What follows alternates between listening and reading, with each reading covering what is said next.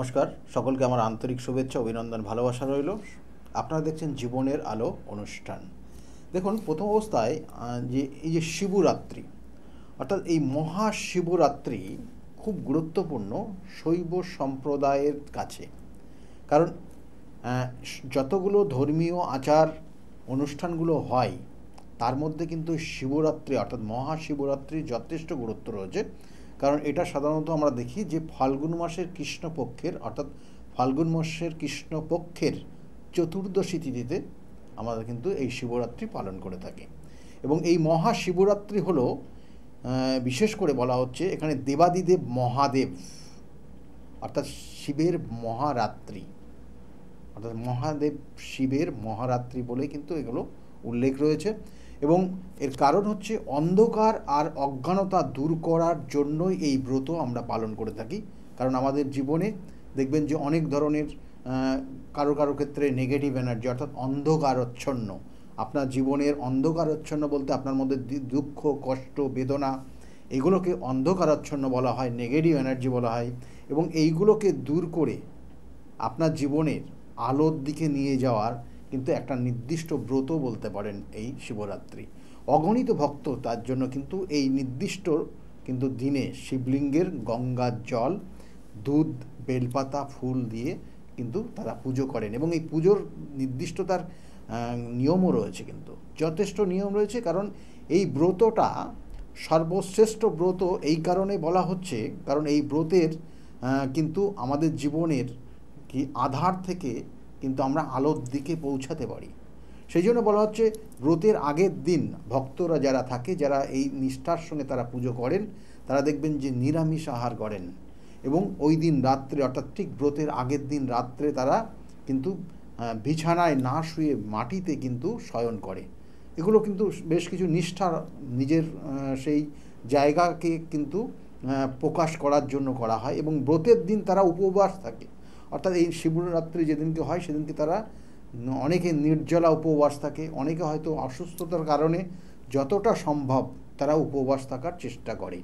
এবং এর সঙ্গে সঙ্গে দেখবেন যে 4 প্রহর ধরে পুজো হয়, অর্থাৎ রাত্রে দেখবেন যে সন্ধ্যায় যখন শিবরাত্রির অর্থাৎ এই চতুর্দশী তিথি যখন লাগছে সেখান থেকে পরপর 4টে প্রহর ধরে কিন্তু তার পুজো চলে। এবং এই পুজোতে অর্থাৎ এই 4টে প্রহরে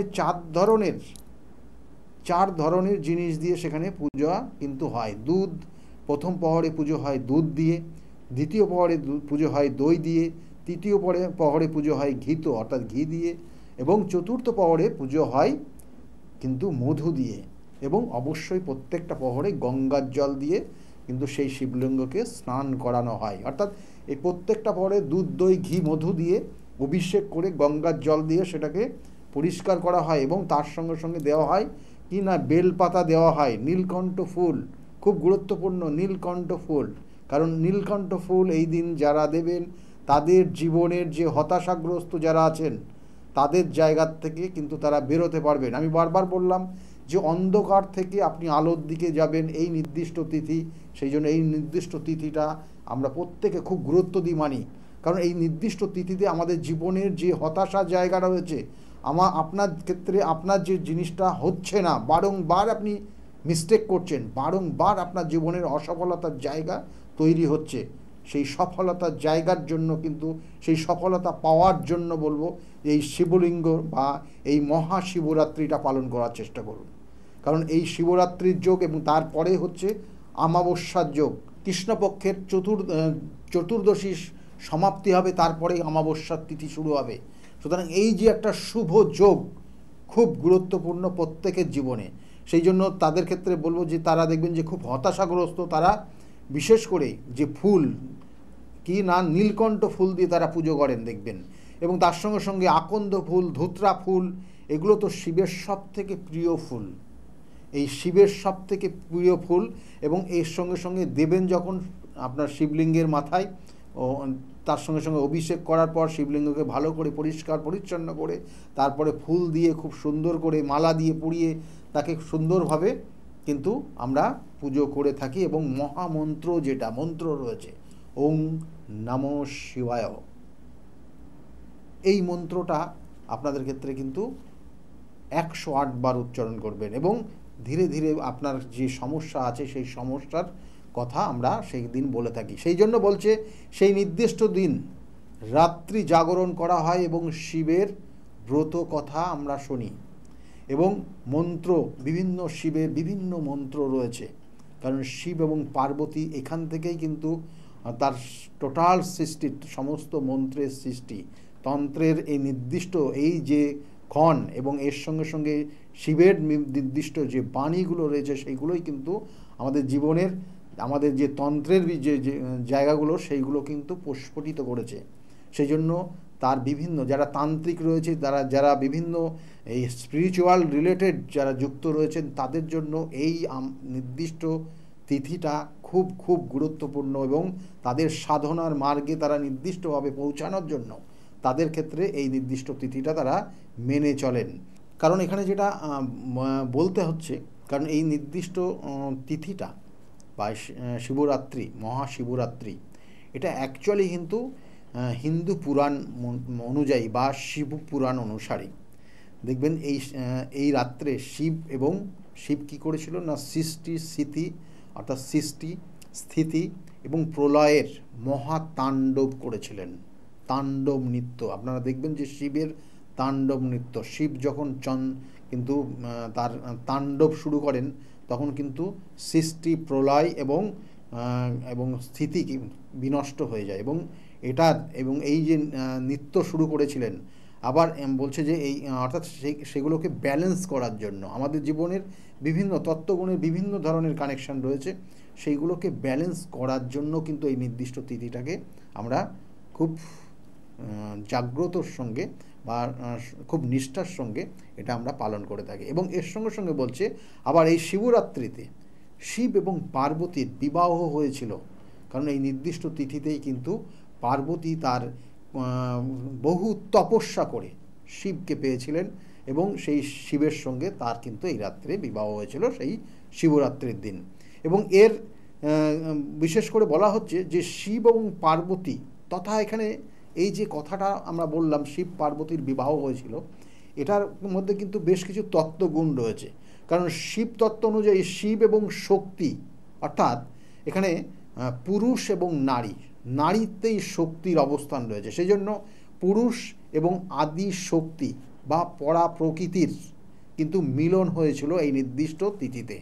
এবং এই মহাশিবরাত্রির শিব তার প্রতীক লিঙ্গ, অর্থাৎ প্রতীক, এখানে কিন্তু লিঙ্গ বলতে এখানে প্রতীককে ইঙ্গিত করা হয়েছে, তার সেই প্রকাশিত হয়েছিল এবং এই নির্দিষ্ট তিথিতে এবং শিবলিঙ্গ রূপে প্রকাশিত হয়েছিল। এবং জীবনের পাপ দেখবেন যে অনেক মানুষ বিভিন্ন জ্ঞানত অজ্ঞানত তারা পাপ কর্মে লিপ্ত হয় এবং সেই পাপ থেকে মুক্তির পথ দেখিয়েছিলেন এই নির্দিষ্ট তিথিতে। সেই জন্য বলা হয় যে আমরা আধার থেকে আলোর দিকে যাই এবং আপনার জীবনের যত আধার আছে, অন্ধকারময় জায়গাগুলো রয়েছে আপনার মধ্যে, যে জীবনের হয়তো আপনি জ্ঞানত বা অজ্ঞানত যে পাপ কাজ করেছেন, সেই পাপের থেকে আপনার প্রায়শ্চিত্তের জন্য কিন্তু এই শিবলিঙ্গ বা এই মহাশিবরাত্রি খুব গুরুত্বপূর্ণ তিথি এবং যেটা আমরা সাধারণত 4 প্রহরে সঠিকভাবে পূজা অর্চনার মাধ্যমে আমাদের জীবনের সেই হতাশার থেকে আমরা বেরোনোর চেষ্টা করি। অনেকের ক্ষেত্রে অনেকভাবে তারা পুজো করে থাকেন, অনেকে পঞ্চামৃত একভাবে দেন, অর্থাৎ দুধ দই ঘি মধু চিনি অ্যাট এ টাইম শিবলিঙ্গের ওপর বেলপাতা চাপিয়ে তারা কিন্তু, এবং এটার পুজোর একটা নিয়ম নির্দিষ্ট রয়েছে, সেটাও অবশ্য বলবো, কারণ কিভাবে পুজো করতে হয়। প্রথম অবস্থায় জানবেন যে এটার পুজো করার কিন্তু নির্দিষ্ট নিয়ম রয়েছে, কেমন যে আপনি বেলপাতা 3টে দেবেন শিবলিঙ্গের মাথার ওপর, সেই 3টে বেলপাতাতে অবশ্যই কি করতে হবে না, চন্দন মাখাতে হবে, অর্থাৎ চন্দনকে ভালো করে প্রলেপ দিয়ে শিবলিঙ্গের মাথার ওপর শিবলিঙ্গের ওপর দেবেন। এবং যাদের ক্ষেত্রে সন্তান অবাধ্য হয়ে গেছে, যাদের স্বামী ঠিকমতো কথা শোনে না বা আপনার খুব প্রিয় মানুষটা আপনার থেকে দূরে সরে যাচ্ছে, তাদের জন্য এই শিবরাত্রিতে যখন ওই বেলপাতা 3টে শিবলিঙ্গের ওপর দেবেন, খুব গুরুত্ব রয়েছে সেই শিবলিঙ্গের ওপর সম্পূর্ণ পাতাতে কি লাগাতে হবে না, এখানে চন্দন লাগাবেন এবং সেই চন্দন লাগিয়ে সেটা তার মধ্যে নাম লিখবেন, যার নিয়ে আপনি সমস্যায় আছেন, আপনার যে প্রিয় মানুষটার কথা লিখবেন, তার নামটা লিখে শিবলিঙ্গের ওপর দেবেন। আর মন্ত্র, শিবের মহামন্ত্র ওম নমঃ শিবায়, এই মন্ত্র উচ্চারণ করবেন আর শিবলিঙ্গের ওপর দেবেন, আর আপনি আপনার মনস্কামনা জানাবেন। ধীরে ধীরে সেখান থেকে বেরোবেন। কিন্তু এই শিবলিঙ্গের মাথার ওপর যখন বেলপাতাগুলো দেবেন, অবশ্যই তার যে যে বোটা টাইপের যে জায়গাটা, শক্ত যে ডাঁটাটা হয়, তার মাথাটা অবশ্যই কেটে দেবেন। মাথাটা কেটে তারপরে একটা একটা করে শিবলিঙ্গের মাথায় দেবেন।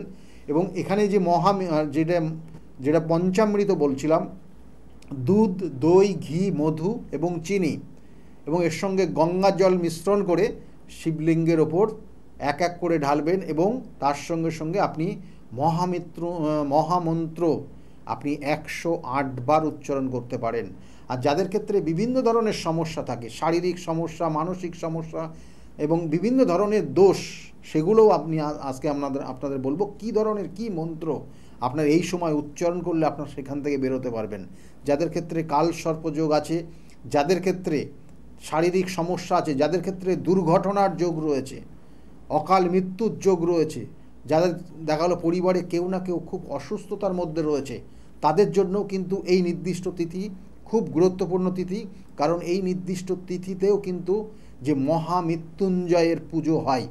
এবং দেখবেন যে অনেক সময় অনেক জাতক জাতিকার তার অকাল মৃত্যুর যোগ রয়েছে বা শারীরিক কোনো আঘাত প্রাপ্তির যোগ রয়েছে, তাদের ক্ষেত্রে কিন্তু এই নির্দিষ্ট তিথিতেই কিন্তু সেই মৃত্যুঞ্জয় মন্ত্র উচ্চারণ করে যদি আপনি শিবলিঙ্গের ওপর বা শিবলিঙ্গকে অভিষেক করতে পারেন, তাহলেও কিন্তু আপনি সেই বাধার থেকে অনেকটা বেরোতে পারবেন। তার একটা ছোট্ট এক্সাম্পল আমি দিচ্ছি, যেটা শিব পুরাণে উল্লেখ রয়েছে। এবং শিব পুরাণে উল্লেখ রয়েছে, বলছে যে শিব পুরাণ অনুযায়ী অতি প্রাচীনকালে বারাণসী তথা কাশীর ধামে একজন নিষ্ঠুর ব্যাদ বাস করতেন। এবং তার কাজই ছিল হত্যা করা, শিকার করা, পশু পাখি অর্থাৎ তাদেরকে জীব হত্যা করা তার কিন্তু কর্মই ছিল। সেই প্রচুর জীব হত্যা করতেন। এবং একদিন তিনি সেই শিকারে বেরিয়েছিলেন জঙ্গলে, এবং সেই জঙ্গলে বেরিয়ে সে সারাদিনই কোনো শিকার করতে পারেনি। একটা সময় সে হতাশাগ্রস্ত হয়েছিল এবং সে বাড়ি ফিরে আসতে পারেনি, কারণ সে জঙ্গলে পথ হারিয়ে ফেলেছিল। এবং সেই জঙ্গলে পথ হারিয়ে ফেললে হিংস্র জন্তু জানোয়ার তাকে হয়তো মেরে ফেলবে, এই ভয়ে সে কিন্তু একটা গাছে আশ্রয় নিয়েছিল। এবং সেই নির্দিষ্ট দিনটা ছিল শিব চতুর্দশীর তিথি। এবং সেই গাছে আশ্রয় নিয়ে সে সারাদিন সে নিজেকে ব্যর্থ হয়ে গেছে এবং তার মধ্যে মানসিক একটা যন্ত্রণা সে ভোগ করছে যে সারাদিনে আমি কোনো শিকার পেলাম না, কি হলো আমার, আজকে আমি রাস্তা হারিয়ে ফেললাম, এই যে চিন্তা করছে। আর ওই যে গাছটাতে বসেছিল সেই গাছের একটা একটা পাতা ছিঁড়তে লাগে এবং ছিঁড়ে ছিঁড়ে নিচেই ফেলতে থাকে। এবং সে ওই মনে মনে ওইভাবে বিড়বিড় করে বলছে আর ওই একটা একটা করে পাতা ফেলছে। এবং নিচে ছিল শিবলিঙ্গ ছিল, সেই শিবলিঙ্গের মাথার ওপর কিন্তু ওই পাতা পড়ছিল। এবং একটা সময় এবং সেই যে গাছটা ছিল, সেই যে গাছে সে উঠেছিল সেই গাছটাও ছিল বেল গাছ। এবং এই যে পাতাটা ফেলছিল সেটা বেল গাছের পাতা শিবলিঙ্গের ওপর পড়ছিল। এবং একটা সময় সে খুব দুঃখে কষ্টে তার চোখ দিয়ে জল চলে আসে। এবং সেই জলের ফোঁটাও, সেই চোখের থেকে সেই জলের ফোঁটাও সে কিন্তু ওই শিবলিঙ্গের ওপর পড়ে, অর্থাৎ ওই বেলপাতা যেখানে পড়ছিল সেখানে পড়ে। এবং এই যে এই জায়গা যখন হলো, সারা রাত ওখানে থাকলো। পরের দিন সকালবেলা সে বাড়ি গিয়ে দেখে যে বাড়িতে এসছে অতিথি এসছে। এবং সেই অতিথি এসছে কিন্তু তার খাবারের যে জোগাড় করতে হবে, কিন্তু সে আগের দিন সারাটা দিন তাকে নষ্ট হয়ে গেছে, তার নিজের খাবারটা তার বাড়িতে হয়তো সঞ্চিত রয়েছে, সে নিজের খাবারটা সেই অতিথিদেরকে কিন্তু দিয়ে দেয়। এবং এখানে যেটা বলা হচ্ছে যে জীবকে পরের দিন আমরা কি করি, যে আমরা অতিথি সেবা করি এবং সেটাও কিন্তু সে পালন করে। অর্থাৎ সে তার নিজের অজান্তেই সে কি করলো না, শিব চতুর্দশীর নির্দিষ্ট তিথি অনুযায়ী সে সেটা শিবলিঙ্গে বেলপাতা দিল এবং তার সঙ্গে সেখানে জল দিল এবং পরের দিন গিয়ে সেই অতিথি সেবাও করলো। তাতে কিন্তু তার আয়ু বৃদ্ধি হলো, তার অনেক পাপ অর্থাৎ তার সে যে এতদিনে সে জীব হত্যা করেছে, প্রত্যেক মানুষের মধ্যে আমি বললাম যে আপনি হয়তো আপনার অজান্তেই অনেক ধরনের পাপ আপনি সঞ্চয় করে ফেলছেন আপনার নিজের মধ্যে। সেই ক্ষেত্রেও কিন্তু সেই জাতকের ক্ষেত্রে বা এই যে নিষ্ঠুর ব্যাদ সে কিন্তু এই অজ্ঞানত সে পাপ করেছিল, সেই পাপ কিন্তু সেই পাপ থেকে কিন্তু মুক্তি লাভ করলো। কিন্তু একটা সময় কি হলো না, তার মৃত্যু হলো, সে অসুস্থ হয়ে পড়লো, তার মৃত্যু হলো। কিন্তু সেই মৃত্যুর পর সেই যমদূতরা এসে দেখে যে সেখানে তার পাশে চারিদিকে শিবের দূতরাও এসে হাজির আছে, এবং সেই যমদূত যখন সেই মৃতদেহকে নিতে আসছে, তখন সেই শিবের দূতরা তাদের সঙ্গে যুদ্ধ বাঁধে, কারণ তারা কোনোভাবেই সেই মৃতদেহ নিয়ে যেতে দেবে না। অর্থাৎ এই ব্যাধের মৃতদেহ তাকে নিয়ে যেতে দেবে না, কারণ সে তার পাপ মুক্ত হয়েছে। সে যে দোষ করেছিল সেই দোষ থেকে সে কিন্তু বেরিয়ে এসছে, কারণ শিবের আশীর্বাদ তার ওপর রয়েছে।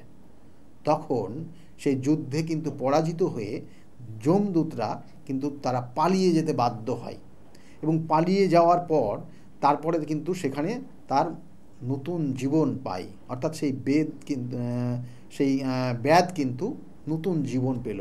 অর্থাৎ এখানে আমরা এই জায়গার থেকে বুঝতে পারি, কারণ এটা সম্পূর্ণটাই রয়েছে কিন্তু মহাপুরাণ অর্থাৎ শিবের মহাপুরাণে উল্লেখ রয়েছে। অর্থাৎ আমাদের জীবনের যে ভয়ঙ্কর পরিস্থিতি হয়তো আগামী দিনে হতে পারে, কারোর ক্ষেত্রে দুর্ঘটনার যোগ, কারোর ক্ষেত্রে মানসিকভাবে কোনো বিধ্বস্ত জায়গা, কারণ এই ধরনের এই যে আমরা বারবার বললি যে মৃত্যু আমাদের জীবনে কিন্তু শুধু যে প্রাণের হানি হয় তা না, মৃত্যু 8 ধরনের মৃত্যু হয় একটা জাতক জাতিকার মধ্যে। সেই মৃত্যু 8 ধরনের মৃত্যু। কারোর ক্ষেত্রে মান সম্মান, জানবেন যে একটা জাতক জাতিকার যদি মান সম্মানটা যদি ক্ষুণ্ণ হয়ে যায়, সেটাও এক ধরনের মৃত্যু। একটা জাতক জাতিকার দেখা গেল প্রচুর অর্থ ছিল, হঠাৎ করে অর্থ নিঃস্ব হয়ে গিয়ে সে ভিখারি পর্যন্ত হয়ে গেছে, সেটাও জানবেন তার আর এক ধরনের মৃত্যু, যেটা মানসিক কষ্টদায়ক। দেখবেন যে অনেক জাতক জাতিকার তার খুব কাছের মানুষটা সে হয়তো সেখানে নেই, তার থেকে দূরে সরে গেছে, বা তার কাছের মানুষটার আর কোনো খোঁজ খবর নেই, সে কোথায় আছে জানে না। তার ক্ষেত্রেও কিন্তু এটা মৃত্যু তুল্য যন্ত্রণা। অনেক জাতক জাতিকা দেখবেন যে হঠাৎ করে সে ব্যবসা করতে করতে এত টাকা লস করে ফেলেছে, সেটাও কিন্তু তার মৃত্যু তুল্য যন্ত্রণা। হয়তো দেখবেন যে খুব কাছের মানুষটা সে আজকে মৃত্যুর মুখে পড়ে, অর্থাৎ সে কোনো কারণে অ্যাক্সিডেন্ট বা কোনো কারণে সে তার মৃত্যু হয়েছে, সেটাও এই মৃত্যু তুল্য যন্ত্রণারই মতো।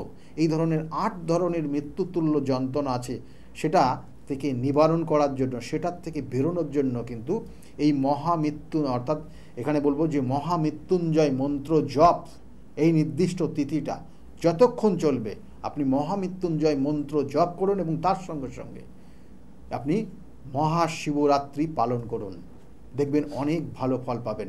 অনেকের ক্ষেত্রে দেখবেন যে কাল সর্পযোগ, মাঙ্গলিক দোষ, কারোর ক্ষেত্রে দেখা গেল শনির 7.5 প্রভাব, কারোর ক্ষেত্রে দেখা গেল যে সাপির দোষ, কারোর ক্ষেত্রে গ্রহণ দোষ জীবনে হতাশাগ্রস্ত করে।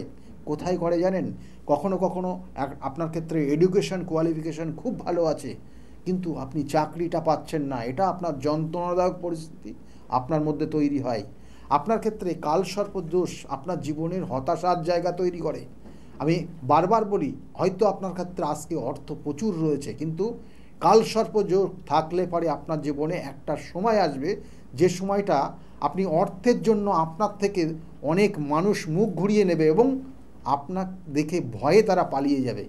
তাহলে সেইটাও কিন্তু আপনার ক্ষেত্রে মৃত্যুতুল্য একটা যন্ত্রণা আপনার জীবনে আসতে পারে। সেই জন্য এই মহাশিবরাত্রির দিনটাকে সঠিকভাবে আপনি পালন করার চেষ্টা করুন, এবং আপনার এই সমস্যাগুলো থাকলেও কিন্তু এই নির্দিষ্ট তিথিতে তার সঠিক প্রতিকার প্রতিবিধান এবং তার সঙ্গে সঙ্গে নির্দিষ্ট কোন ওয়েতে চলবেন তার গাইডলাইন রয়েছে।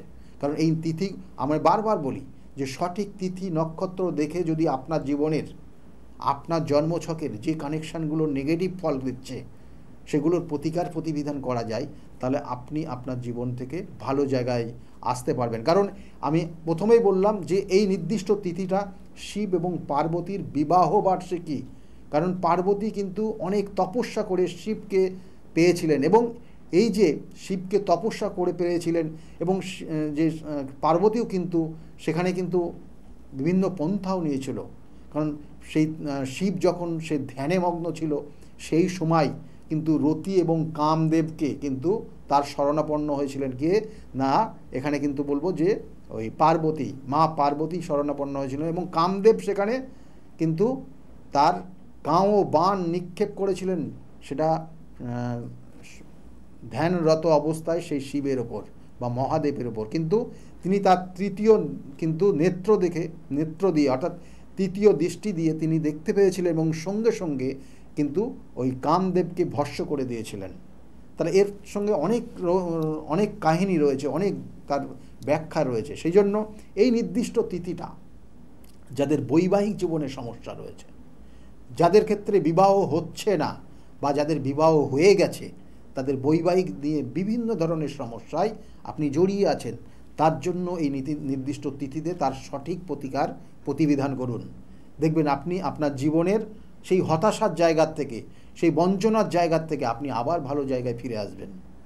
এবং এই নির্দিষ্ট তিথিতে দেখবেন যে জীবনের এই যে হতাশা কেন হয়, হয়তো আপনার জীবনে যে আশা রয়েছে, আকাঙ্ক্ষা রয়েছে, আপনার যে কল্পনা রয়েছে, আপনার নির্দিষ্ট যে ভবিষ্যৎ আপনি চিন্তা করে রেখেছেন, কিন্তু সেই জিনিসগুলো আপনি জীবনে অ্যাচিভ করতে পারছেন না। তার থেকে আপনার তৈরি হয় আপনার মধ্যে ডিপ্রেশন। একটা জাতক জাতিকা চাকরির জন্য চেষ্টা করছে কিন্তু চাকরিটা পাচ্ছে না, সেখান থেকে হতাশা তৈরি হয়। একটা জাতিকা বা একটা জাতক তার বিবাহের জন্য চেষ্টা করছে, তার পরিবারের প্রত্যেকটা মানুষ তার জন্য চেষ্টা করছে, কিন্তু আলটিমেটলি বিবাহটা লাস্ট মোমেন্টে গিয়ে ব্রেক করে যাচ্ছে। হয়তো মাঙ্গলিক দোষ, হয়তো অন্য কোনো কালসর্পযোগ, হয়তো কোনো ধরনের কোনো খারাপ কোনো কানেকশান রয়েছে, তার জন্য হচ্ছে। তাহলে সেইগুলোর জন্য কিন্তু এই সঠিক তিথি রয়েছে, যেটা হচ্ছে মহাশিবরাত্রি।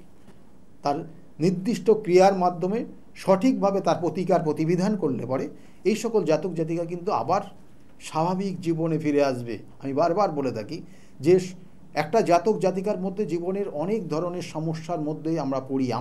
আমাদের জীবনে, আমাদের প্রত্যেক মানব জীবনের একটা সময় এক ধরনের চ্যালেঞ্জ আসে। সেই চ্যালেঞ্জকে মোকাবিলা করে আগিয়ে যাওয়ার নামই কিন্তু জীবন, এবং সেই জীবনের স্বাদটা কিন্তু অন্য ধরনের হয়, যথেষ্ট আনন্দদায়ক হয়। যাই হোক, এখানে বিশেষ করে যেগুলো বলবো যে এই নির্দিষ্ট তিথিটাকে কাজে লাগানোর চেষ্টা করুন।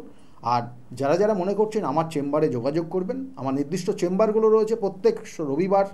কাঁচরাপাড়া চেম্বার রয়েছে 2টো থেকে 6টা পর্যন্ত কাঁচরাপাড়া চেম্বারে পাবেন, এবং তার সঙ্গে সঙ্গে প্রত্যেক সোমবার রয়েছে, অর্থাৎ রবিবার 2টো থেকে 6টা কাঁচরাপাড়া, সোমবারে 12টার থেকে 4টে পর্যন্ত শ্রীরামপুর 12টার থেকে 4টে পর্যন্ত ব্যারাকপুর চেম্বারে পাবেন, এবং শ্রীরামপুর চেম্বারে পাবেন 5টার থেকে 8টা পর্যন্ত, ওই সোমবারেই পাবেন।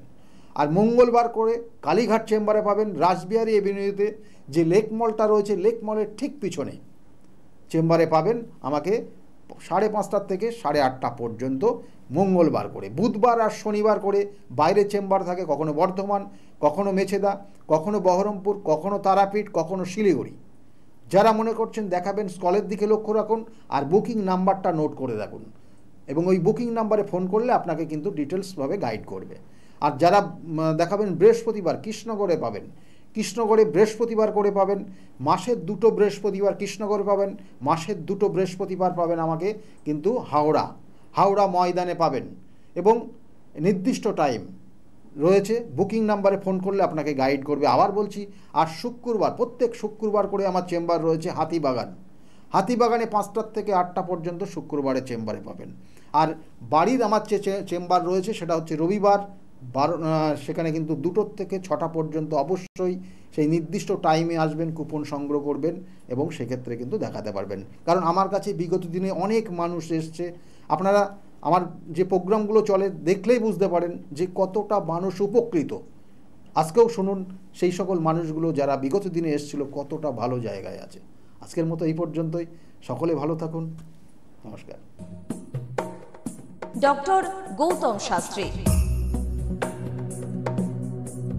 আর 5জন অ্যাস্ট্রোলজারের থেকে কেন তিনি আলাদা? স্বাভাবিকভাবে আপনাদের মনে এই প্রশ্ন আসতেই পারে। দূর দূরান্ত থেকে নানান সমস্যায় জর্জরিত মানুষ ছুটে আসে তার কাছে। গ্রহদোষ হোক কিংবা কাল সর্পদোষ, অথবা ধরুন মাঙ্গলিক দোষ কিংবা অন্য যে কোনো সমস্যা, তারা জানেন সব সমস্যা স্থায়ী সমাধানে এক এবং অদ্বিতীয় ডক্টর গৌতম শাস্ত্রী। চলুন আজ আপনাদের সাথে পরিচয় করিয়ে দিই এমন কিছু মানুষের এবং শুনে নিই তাদের কথা। আমি সোমনাথ মজুমদার, কল্যাণীতে থাকি। আমি গৌতম বাবুর কাছে দীর্ঘদিন ধরে আসি। ওনার ব্যবহার, ওনার কার্যক্রম আমার জীবনের জন্য যথেষ্ট প্রভাব বিস্তার করেছে। বিশ্বাস করি, ভরসা করি এবং ভবিষ্যতে ওনার মত অনুযায়ী চলতে পারবো বলে। আপনার নাম? আমার নাম ছায়া গুপ্তা। কোথা থেকে আসেন? আমি ভদ্রেশ্বর থেকে এসেছি। এখানে এসে কোনো উপকার পেয়েছেন? প্রচুর উপকার পেয়েছি। আমার যে কোনো সমস্যা ছিল, সমস্যার সমাধান হয়েছে এবং আমি ছাড়া আদার্স অন্য কারোকে নিয়ে এসেছি, তারাও উপকার পেয়েছেন বা পাচ্ছেন। আগামীকালও যারা আসবেন তারা উপকার পাবেন। আপনাদেরকে অনুরোধ করছি, যার যে কোনো সমস্যা আছে এসে গৌতম শাস্ত্রীর সঙ্গে যোগাযোগ করুন। আপনার নাম? আমার নাম সুচিত্রা দাস। আমি পায়রাডাঙ্গা থেকে এসেছি। এখানে কিভাবে এলেন? এখানে একজন আমাকে খবর দিয়েছিল, আমার সঙ্গে চেনা পরিচিত, সে এসেছিলেন। তা আমাকে বললো যাও, ইনি এখানে গেলে কাজ হবে। তার সূত্র ধরেই আসা এখানে। উপকার পেয়েছেন? হ্যাঁ, আমি এসেছি আমার দুই ছেলের জন্য, আমার নিজের জন্য। আছি, ভালো আছি। তার মানে আপনি যার রেফারেন্সে এসেছেন তিনি প্লাস আপনারা সবাই উপকৃত হয়েছেন, তাই তো? হ্যাঁ, উপকৃত আছি। আপনার নাম, কোথা থেকে এসেছেন? শিবানী কর্মকার। আমি এই দমদম অঞ্চল থেকে এসেছি, মানে বাঙুর থেকে এসেছি। এখানে কিভাবে জানতে পারলেন? আমি ফেসবুকের মাধ্যমে জানতে পেরেছি ডক্টর গৌতম শাস্ত্রীর কথা। উনি হাতিবাগানেও বসেন, সেখানেই আমি গিয়ে যোগাযোগ করেছি আর কি। যোগাযোগ করার পর আমি ওনার বাড়ি কাঁচরাপাড়ায় এসেছি ওই রটন্তী কালী পুজোর উপলক্ষে পুজো পাঠে যোগদান করার জন্য। আমার এসে বেশ ভালো লেগেছে। ওনার এখানে সবাই কি বলবো, ভক্তি সহকারে মানে নিজের ওনার উনি যা বলেন মোটামুটি ভালোই উপকার হয় মানুষের। শুনেই আমি এসেছি। আমিও প্রথম এলাম, এসে দেখছি চারিদিকে জনসমুদ্র থেকে খুব ভালো লাগছে। আশা করি আমি যে উদ্দেশ্য নিয়ে এসেছি সেটা নিশ্চয়ই কার্যকরী হবে, এই আশা রাখি আর কি ডক্টর গৌতম শাস্ত্রীর কাছে। নমস্কার, আমি শর্মিষ্ঠা। আমি দীর্ঘ 5 বছর ধরে গৌতমদার কাছে আসি। আমি যখন প্রথম এখানে এসেছিলাম, আমার ব্যবসায় প্রচণ্ডভাবে ক্ষতি হয়েছিল, কোনো উন্নতি ছিল না, নেগেটিভিটি আর ডিপ্রেশন আমাকে ঘিরে ধরেছিল। তো এক আত্মীয়র কথা শুনে আমি এখানে আসি। আসার পর দাদা আমাকে যে অ্যাডভাইসগুলো করেছিল এবং যে উনি ক্রিয়াগুলো আমায় করতে বলেছিল, সেগুলো আমি করার পর খুব ভালোভাবে উপকার পাই। ফলে আজ থেকে 5 বছর আগে যে পরিণামটা ছিল ব্যবসার লস, সেই লস থেকে আমি প্রচণ্ড ভালোভাবে রিকভারি শুধু করিনি, আমি সাকসেস পেয়েছি। এরকম অনেক সময় হয়েছে যে দাদা আমাকে বলেছিল যে এগুলো করলে ভালো হবে না বা এটা করো না, আমি না শুনে নিজের মতন করে করেছিলাম। ফলে সেখানেও আমার ক্ষতি হয়েছিল। এই ক্ষতি হওয়ার পর থেকে উনি যখনই আমাকে যা বলে আমি সেইগুলোই শুনে চলি এবং প্রত্যেকটা পদে পদে তার প্রমাণ মেলে সাকসেসের মাধ্যমে। আমার সাকসেস হওয়ার পর আমি আমার বন্ধুদেরও এখানে রেফার করেছি, যাদের পার্সোনাল এবং প্রফেশনাল লাইফে যে সমস্ত প্রবলেম ছিল তারা সেগুলোর থেকে রিকভার করে বেরিয়ে এসছে, খুব উন্নতি লাভ করেছে। এই সমস্ত ঘটনা আমাদের এবং আমার বন্ধু বান্ধবের জীবনে এতটাই একটা পজিটিভ সাইন এনেছে, আমি এবং আমার বন্ধু এবং আমার আত্মীয়রা সবাই আমরা ডক্টর গৌতম শাস্ত্রীর কাছে আমরা সবাই উপকৃত লাভ করি এবং আমরা ডক্টর গৌতম শাস্ত্রীর কাছে অসংখ্য ধন্যবাদ জানাই, উনি আমাদের এত সুন্দরভাবে অ্যাডভাইস করে থাকেন বলে। আমি কস্তুরী সরকার, আমি কাঁচরাপাড়া থেকে আসছি। আমাকে মা ক্লাস 12-এ ডক্টর গৌতম শাস্ত্রীর কাছে নিয়ে আসে। তো সেখানে আসার পর আমাকে ডক্টর গৌতম শাস্ত্রী কিছু রেমেডি দেন, তো আমার খুব সাহায্য হয় তাতে। তারপর আমার পড়াশোনা কমপ্লিট করার পর কাকু বলেন যে আমাকে গ্র্যাজুয়েশন আর ITI করার জন্য। তো সেখানে করে আমি ভালো ফল পেয়েছি। তারপর আমার চাকরি লাইনে আসা, তো ডক্টর গৌতম শাস্ত্রী বলেন যে আমি এই মাসের মধ্যে একটা ভালো চাকরি পাবো। তো সেটা 1 মাসের আগেই আমি পেয়ে গেছি। তো আজকে সেটাই জানাতে এসেছি কাকুকে যে আমি চাকরি পেয়েছি। তো আপনারাও যদি আসতে চান, ভালো ফল পেতে চান, কাকুর সাহায্য পেতে চান, তো আপনারাও আসুন। আশা করি আপনারাও ভালো ফল পাবেন এবং সাহায্য পাবেন। নমস্কার। নমস্কার, আমি জয়িতা গুহু। আমি গত এপ্রিল মাস থেকে খুব সমস্যায় পড়েছিলাম। আমার কাজের দিক থেকে সমস্যা ছিল, বসের সাথে এবং পারিপার্শ্বিক আমার যে কলিগরা ছিল তাদের সাথে খুবই সমস্যা জড়িত হয়েছিলাম। তো তারপরে সেই কাজটা আমি আর অবশেষে টিকিয়ে রাখতে পারিনি, সেটা আমাকে বাধ্য হয়েছিলাম আমি সেটা ছেড়ে দিতে।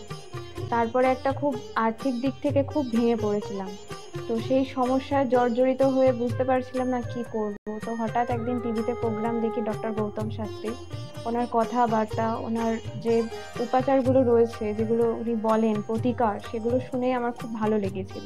তো ওনার সাথে দেখা করি, আমার সমস্ত কথাবার্তা ওনার সাথে শেয়ার করি, প্রবলেমগুলো। তারপর উনি আমাকে দেখে আমাকে কিছু বলেন আমার ব্যাপারে, তো সেগুলো একদম হুবহু মিলে যায়। তো তারপরে উনি আমাকে রেমেডি সাজেস্ট করেন, তো আমি সেই রেমেডিটা নিই, আমি ধারণ করেছি। তো ধারণ করার পর আমি আস্তে আস্তে নিজের মধ্যে একটা চেঞ্জ দেখতে থাকি।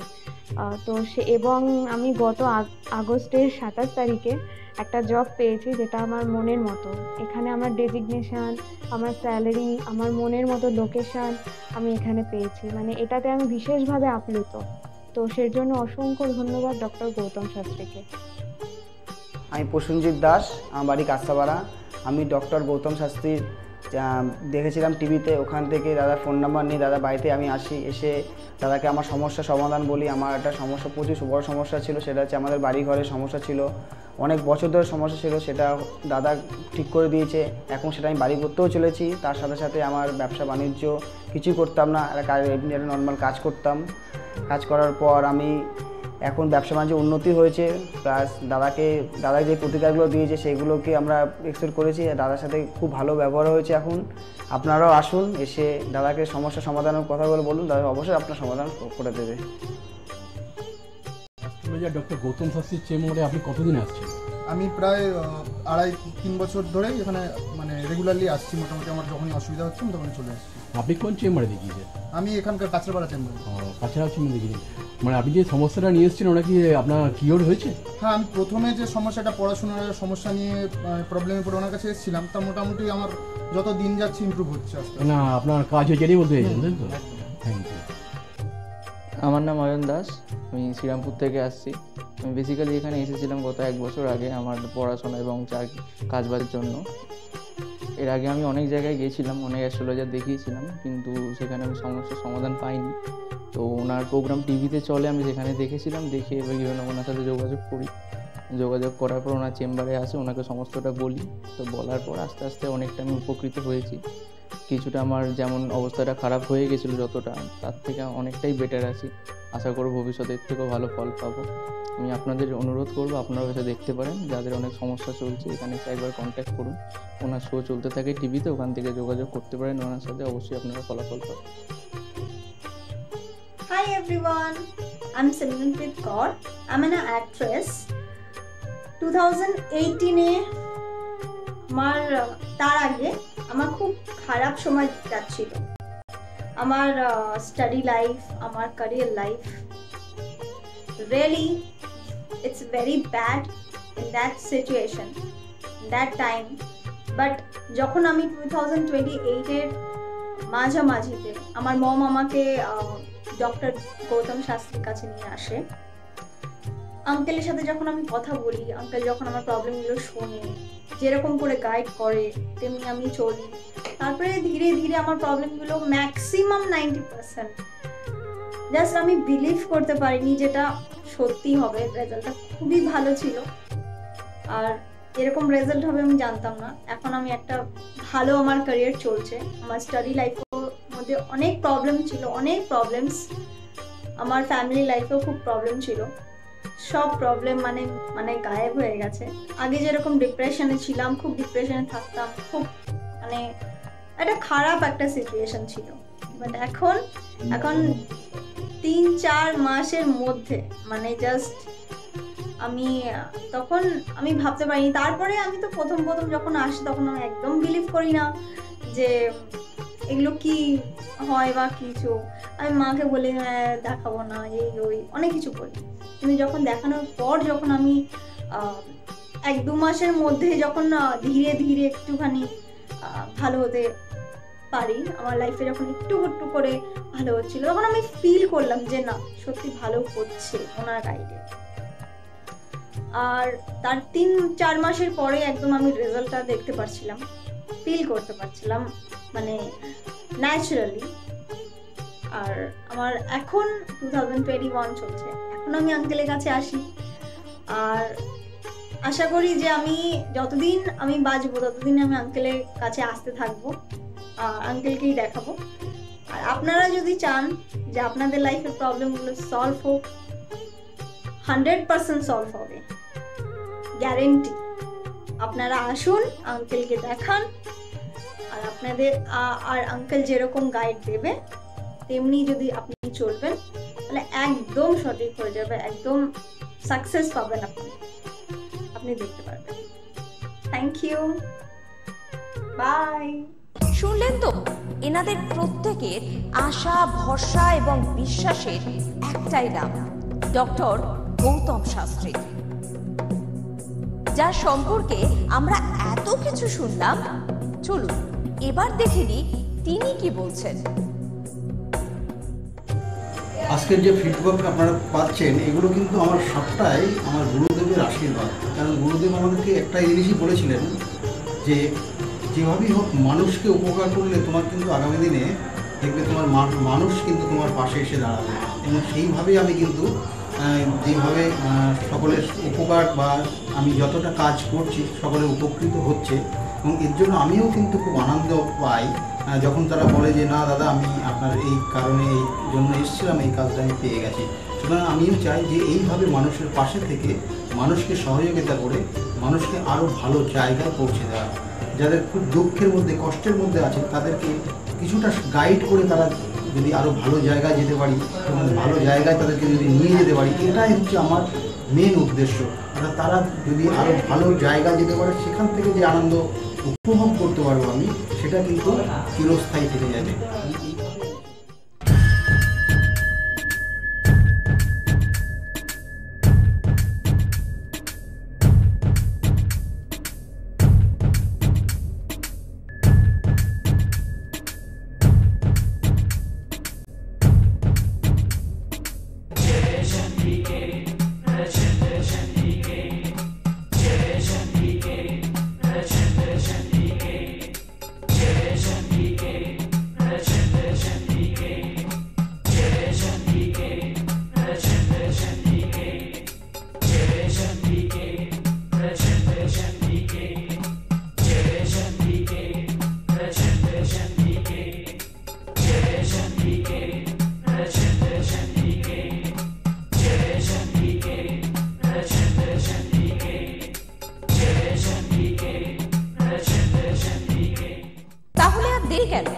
চটপট ফোন করুন 9836410969 অথবা 8335805241 এই নাম্বারে। শুধুমাত্র একটি ফোন যা পাল্টে দিতে পারে আপনার গোটা জীবন। জ্যোতিষবিদ, বাস্তুবিদ, হস্তরেখা বিশারদ ও spiritual guide doctor Gautam Shastri, এক এবং অদ্বিতীয়।